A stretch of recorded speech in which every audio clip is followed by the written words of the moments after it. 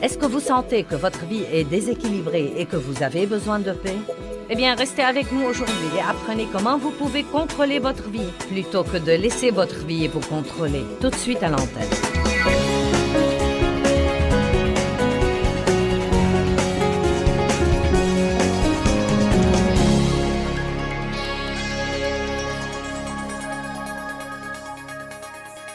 Quand Jésus vient vivre en nous, il vient vivre dans notre esprit. C'est la partie la plus profonde de notre être. Vous êtes un esprit, je suis un esprit, nous avons une âme. Nous vivons dans un corps. Vous voyez mon corps. Vous ne pouvez pas voir mon âme de vos yeux physiques, mais vous pouvez voir ce qui sort de mon âme, ou vous pouvez sentir ce qui sort de mon âme. Parce que votre âme est votre pensée, votre volonté et vos émotions. Elle vous dit ce que vous pensez, voulez et ressentez, mais elle ne vous dit rien sur Dieu. Si vous voulez savoir ce que dit Dieu, vous devez aller plus profondément. Vous devez apprendre à marcher dans l'esprit et à être mené par l'esprit, et non pas être mené par votre chair ou être mené par le diable. Le Saint-Esprit mène et guide. Le diable essaye de nous pousser, la chair essaye de nous pousser, elle essaye de nous forcer, de nous manipuler. Mais le Saint-Esprit est doux et il nous mène et nous guide. Il y a donc plusieurs domaines où nous devons avoir des frontières. Et quand nous aurons ces frontières, nous jouirons bien davantage de notre vie. Combien d'entre vous aimeraient jouir de leur vie plus qu'ils n'en jouissent en ce moment? Bon. Eh bien, la première chose dont nous allons parler et en finir, car je sais que vous ne voulez pas en parler, c'est le comportement alimentaire. Vous ne croyez pas que c'est gentil que j'ai décidé d'en finir depuis le début? Nous devons assumer la responsabilité de nos vies et la responsabilité de nos appétits et arrêter de laisser la fourchette nous mener à la baguette. C'est très navrant, quand il y a un morceau de tarte sur une table, que vous laissiez ce morceau de tarte vous dicter vos actions. Amen? Quelqu'un m'a offert un jour un paquet de cacahuètes enrobées de chocolat car il a su que je les aimais. S'il vous plaît, ne m'en envoyez plus. Donc quelqu'un me les a offerts et je les ai aimés. Et la première erreur que j'ai faite était de les prendre et de les cacher dans une partie du réfrigérateur, dans le beurrier précisément. C'était dans la porte du frigo et ce n'était pas transparent. On ne voyait pas ce qu'il y avait dedans. C'était mes cacahuètes enrobées de chocolat. J'avais décidé de bénir ma chair de l'une d'elles tous les soirs après le dîner. Mais vous savez, la chair est plutôt folle. Et elle n'est jamais satisfaite de ce que vous lui donnez. Pas pour longtemps. Vous lui donnez une, elle en veut deux. Vous lui donnez deux, elle en veut trois.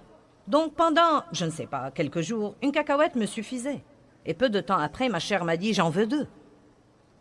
Puis elle m'a dit « trois ».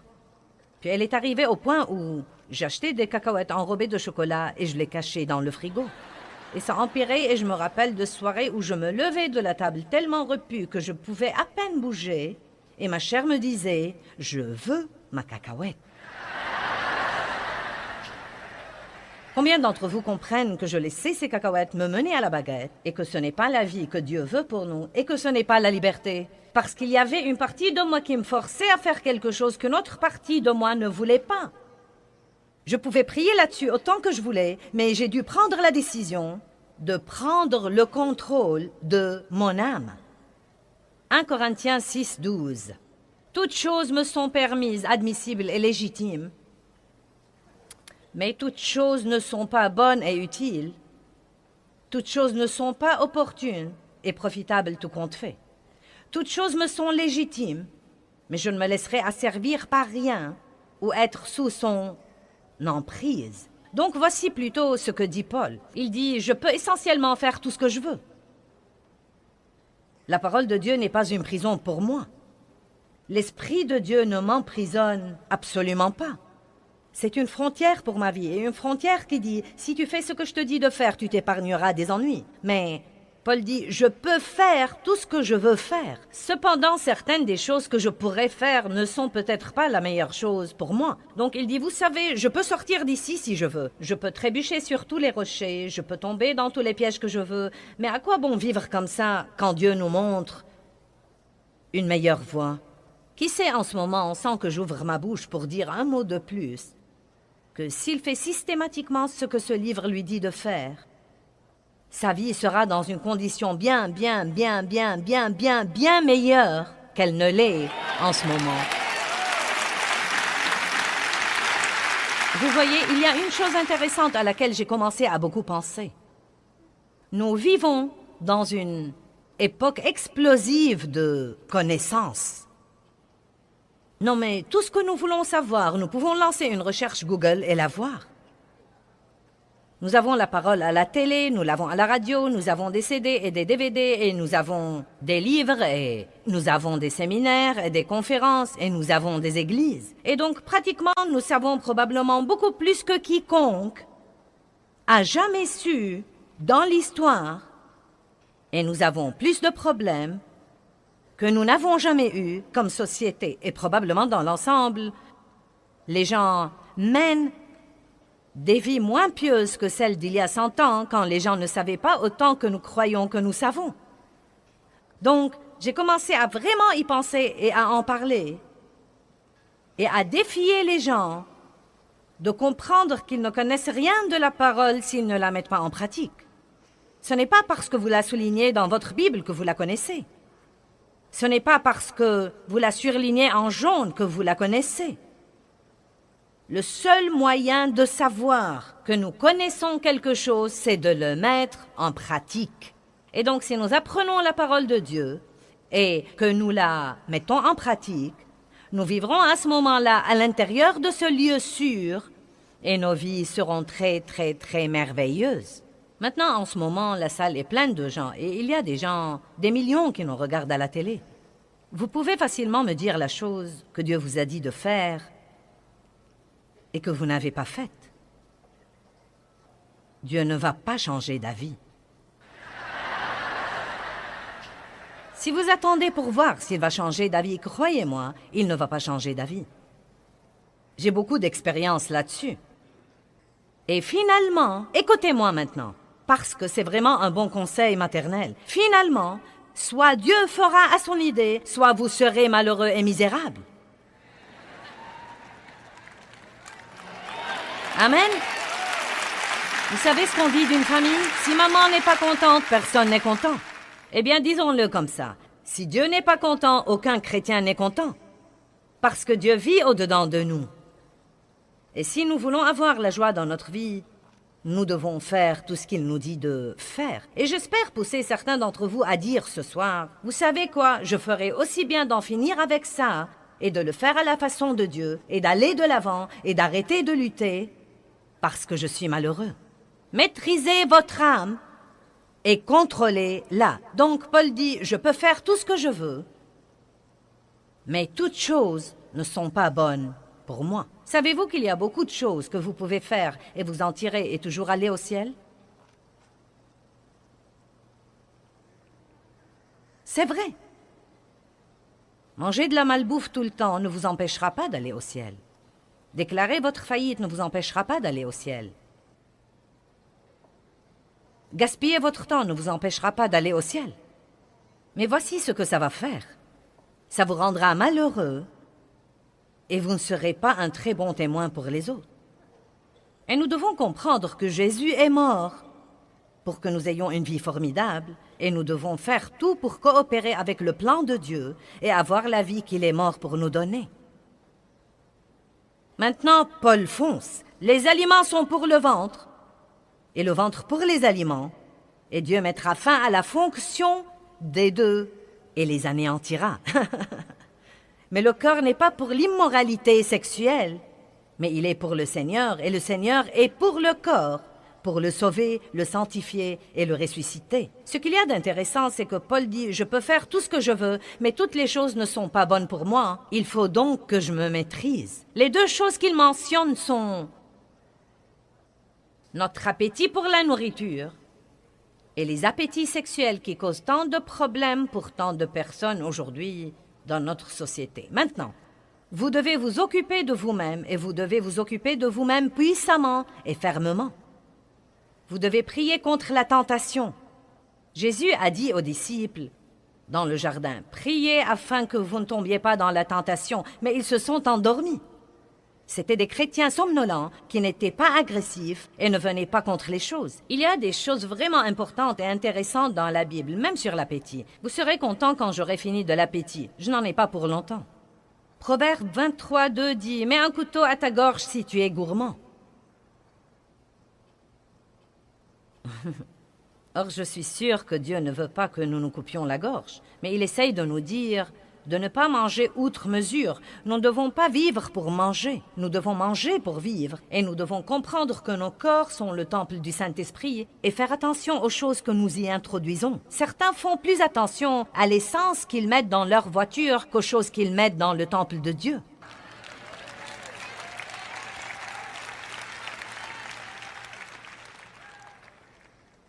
Ensuite, Matthieu 5, 29 dit « Si ta main entraîne ta chute, coupe-la. Si ton œil entraîne ta chute, arrache-le. » Là encore, il ne nous demande pas de couper notre main et d'arracher notre œil et de couper notre gorge. Mais pour moi, ce qu'il dit, c'est « Écoutez, vous devez vous maîtriser. Je vais donc partager avec vous certaines frontières que je me suis imposées dans certaines de mes habitudes alimentaires. Et peut-être que cela vous aidera. Peut-être que vous espérerez vous lever un jour et ne plus vouloir le truc. Ça ne va pas arriver. Peut-être que vous espérez vous lever un jour et ne pas avoir faim. Eh bien, ça ne va pas arriver non plus. Vous devez donc prendre des décisions si vous voulez vous sentir mieux. Combien d'entre vous voudraient se sentir bien quand ils vieilliraient? Ça dépend en grande partie de la manière dont vous vous occupez de vous-même en ce moment. Vous pouvez boire du soda toute la journée et du café toute la journée.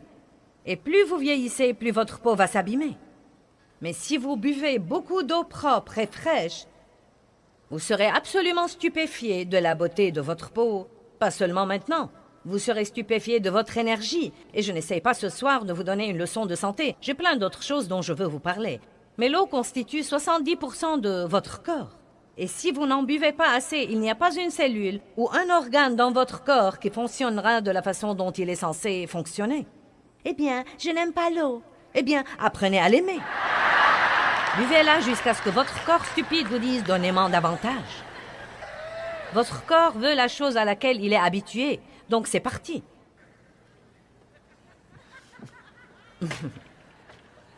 Je me suis imposé des barrières et des frontières parce que je veux me sentir bien.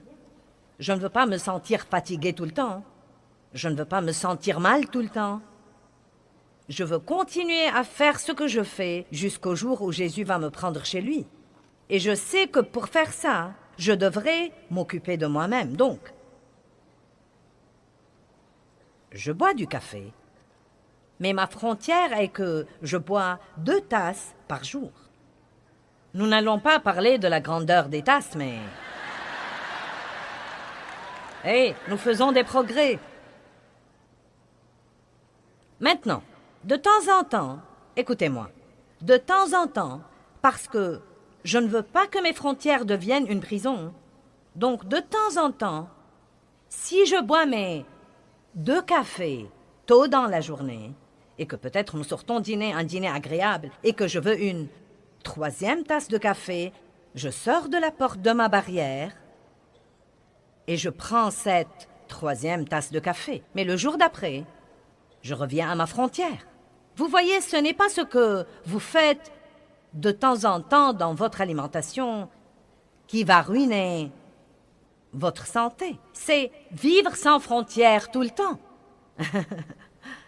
Je vais vous donner ce soir une responsabilité. Si vous ne voulez aucune frontière, vous feriez aussi bien de partir maintenant. Parce qu'il y a beaucoup de trucs à propos desquels nous prions et nous attendons que Dieu les fasse à notre place. Mais la vérité, c'est qu'il nous donnera la force de les faire. Mais il nous faudra combattre le bon combat de la foi, tenir ferme, mettre quelques frontières dans notre vie et laisser notre chair piquer sa crise jusqu'à ce que nous...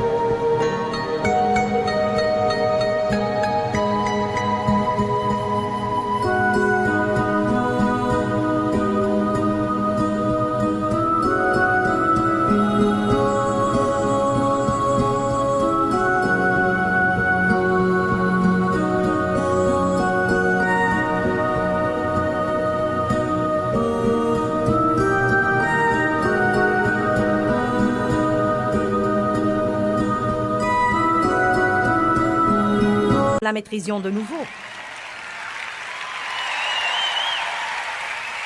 Mes cacahuètes m'ont manqué quand j'ai d'abord arrêté de les manger. La vérité est que maintenant, je ne pense aux cacahuètes enrobées de chocolat que quand je raconte cette histoire. Et franchement, je pourrais avoir tout un paquet de cacahuètes enrobées de chocolat dans ma chambre, car beaucoup de fois, soit on m'envoie des douceurs, soit l'hôtel nous donne des douceurs, et je ne suis même pas tentée de les manger.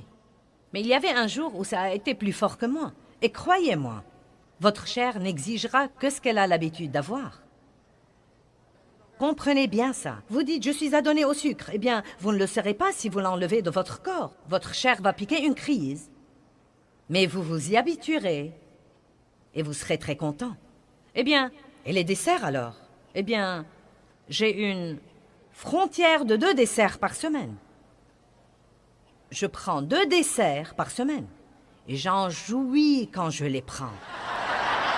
Non mais je les attends avec impatience et j'en parle. J'ai déjà un gâteau jaune avec un glaçage au chocolat qui m'attend en rentrant à la maison et j'en jouirai.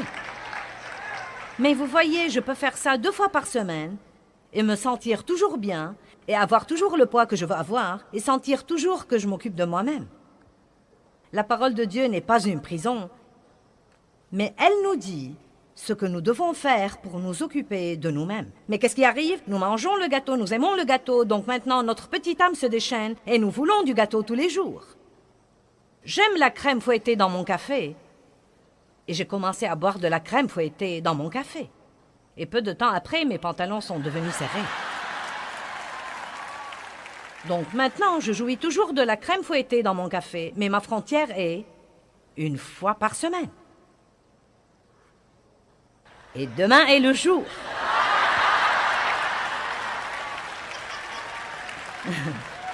Et vous savez quoi? Une des choses que j'ai apprises, vous devez être intelligent. Vous voyez, quand je fais ces conférences, je travaille vraiment dur. Et quand je finis, demain matin, je vous aurai donné tout ce que j'ai. Et ensuite, je dois rentrer à la maison et reprendre des forces pour pouvoir faire une autre conférence le week-end suivant ou le week-end d'après. Et j'aime beaucoup ça. C'est ce que je suis appelée à faire, mais j'ai appris que quand je finis et que je suis fatiguée, je dois faire quelque chose pour moi-même. Parce que sinon, je vais commencer à dire « je ne fais que travailler ». Donc, vous savez quoi? Cette crème fouettée dans mon café demain va revigorer ma chair. Et ce petit peu de gâteau va revigorer ma chair. Mais je reviendrai ensuite tout droit à ma frontière, car je ne veux pas avoir une âme déchaînée. Allez, est-ce que quelqu'un est avec moi ce soir? Je ne vis pas dans une prison où tout ce que je fais tout le temps, c'est de me priver. Mais je refuse à mon âme le droit de me dominer et de me mener à la baguette tout le temps. Et je crois vraiment que nous sommes tellement excessifs. Soit nous ne faisons rien, soit nous faisons tout. Si je goûte à un biscuit, j'en mangerai une douzaine. Non, ce n'est pas vrai. Vous n'êtes pas censé vivre comme ça. J'aime beaucoup les pâtes et je pourrais en manger tous les jours. Mais j'essaye de me limiter à 1 fois par semaine. J'essaye de boire 3 litres d'eau par jour, mais je commence à sentir que je vais me noyer. Je ne sais pas, c'est beaucoup trop. Mais on me dit que parce que je voyage beaucoup et que je parle beaucoup, je dois boire alors au moins 3,5 litres d'eau par jour. Quand je voyage et que j'ai beaucoup de décalage horaire, je dois parfois prendre des somnifères pour pouvoir dormir la nuit. Mais vous savez quoi? Je n'en prends pas plus de 2 nuits de suite parce que je ne veux absolument pas m'y adonner. Maintenant, peut-être que certains d'entre vous doivent prendre des somnifères tout le temps. Ce n'est pas une session pour vous donner mauvaise conscience. Mais j'essaie juste de vous faire remarquer que nous ne devons pas former des dépendances et que si nous nous imposons des limites, notre âme ne pourra pas nous dominer ou nous contrôler. Maintenant, là encore, ce n'est pas une session de critique. Certains d'entre vous sont peut-être obligés de faire quelque chose pour différentes raisons. J'utilise ceci comme un exemple, car c'est une des choses pour lesquelles j'ai mis une frontière. Et je veux que vous commenciez à vous demander, eh bien, quel genre de frontière personnelle est-ce que j'ai? Est-ce que je mets toujours une frontière, puis je l'enlève quand elle devient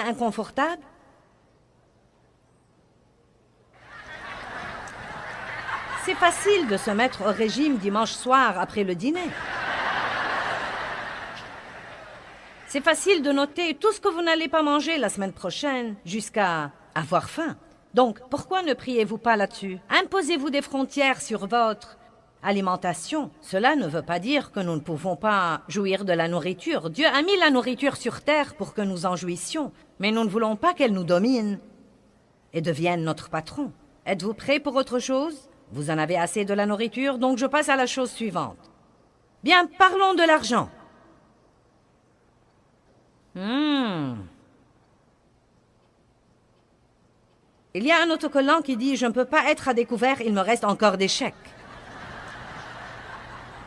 Et malheureusement, c'est le style de vie de beaucoup de gens.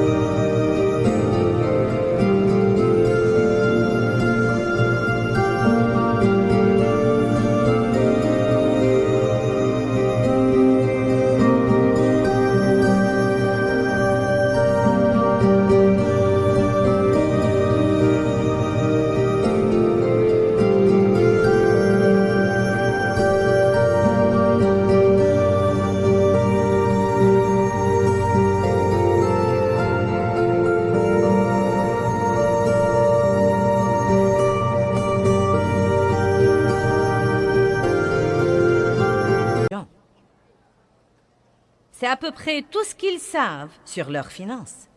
Il y a des gens qui font des chèques tant qu'ils en ont. Ils ne savent pas si leurs chèques sont sans provision.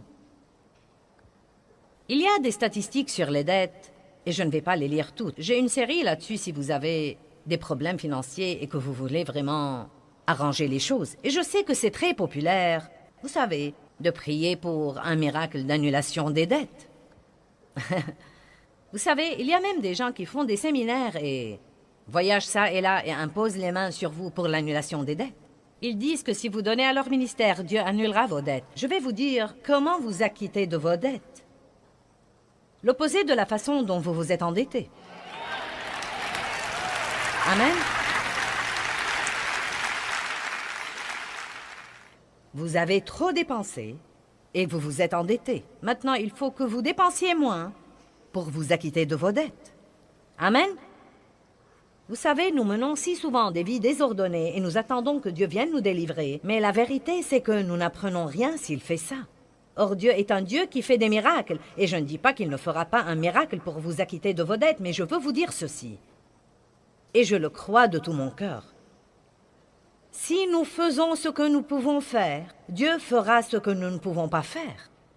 Mais si nous ne faisons pas ce que nous pouvons faire, donc Dieu ne fera pas ce que nous ne pouvons pas faire. La graine que nous semons, c'est de faire la partie que nous pouvons faire. Et donc, si vous êtes endetté, vous devez demander à Dieu de vous montrer la façon dont vous gaspillez l'argent et les endroits où vous dépensez votre argent. Si vous ne pouvez pas contrôler les cartes de crédit, vous devez arracher cet œil-là, couper cette main-là. C'est exactement ce dont parle ce verset dans Matthieu. Si votre carte de crédit entraîne votre chute, coupez-la. Si vous ne pouvez pas vous débrouiller, Si vous allez au magasin et qu'il y a un tas de trucs en solde dont vous n'avez pas besoin, mais vous ne résistez pas à la pancarte 75% de remise parce que vous avez une âme déchaînée, peut-être que certains pensent, je croyais que nous assisterons à une réunion religieuse. C'est précisément le genre de truc dont nous devons parler à l'Église. C'est pourquoi les vies des gens sont un tel gâchis, et c'est pourquoi ils ne sont pas heureux. Et Dieu parle de ce genre de truc. La Bible dit, celui qui emprunte est l'esclave de celui qui prête, et que l'avidité vole la vie des personnes avides. Nous devons arrêter de vouloir tout ce qu'il y a dans le monde, et de le vouloir parce que quelqu'un d'autre l'a, et vouloir encore, et encore, et encore, et être prêt à faire n'importe quoi pour l'avoir. Je me demande combien de gens, même ici ce soir, se tuent pratiquement dans des travaux supplémentaires et des heures supplémentaires et ont beaucoup de pression dans leur vie et peut-être prennent des pilules pour les nerfs à cause de toute la pression sous laquelle ils sont pour posséder une maison qu'ils n'habiteront même pas.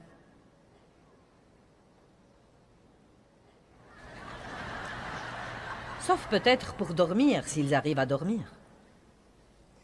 Je me demande combien de gens prennent 3 emplois pour envoyer leurs enfants à l'université alors qu'ils ne prennent même pas la peine de leur parler. Allez! Je ne dis pas de ne pas les envoyer à l'université, mais un temps avec vous serait plus important que de prendre 3 emplois pour leur donner ce que tous leurs amis ont et finir par ne pas même les connaître. Hébreux 12, verset 11. Or, aucune discipline pour le présent ne semble être un sujet de joie, mais de tristesse, mais plus tard elle produit le fruit paisible de la justice à ceux qui sont exercés par elle. Donc, la moindre discipline, que ce soit boire 2 tasses de café par jour alors que vous en voulez 10, ou prendre la crème fouettée 1 fois par semaine alors que vous aimeriez la prendre tous les jours, aucune discipline n'est drôle en ce moment, ne semble être un sujet de joie. Mais mes chers, plus tard. Mais plus tard. Amen.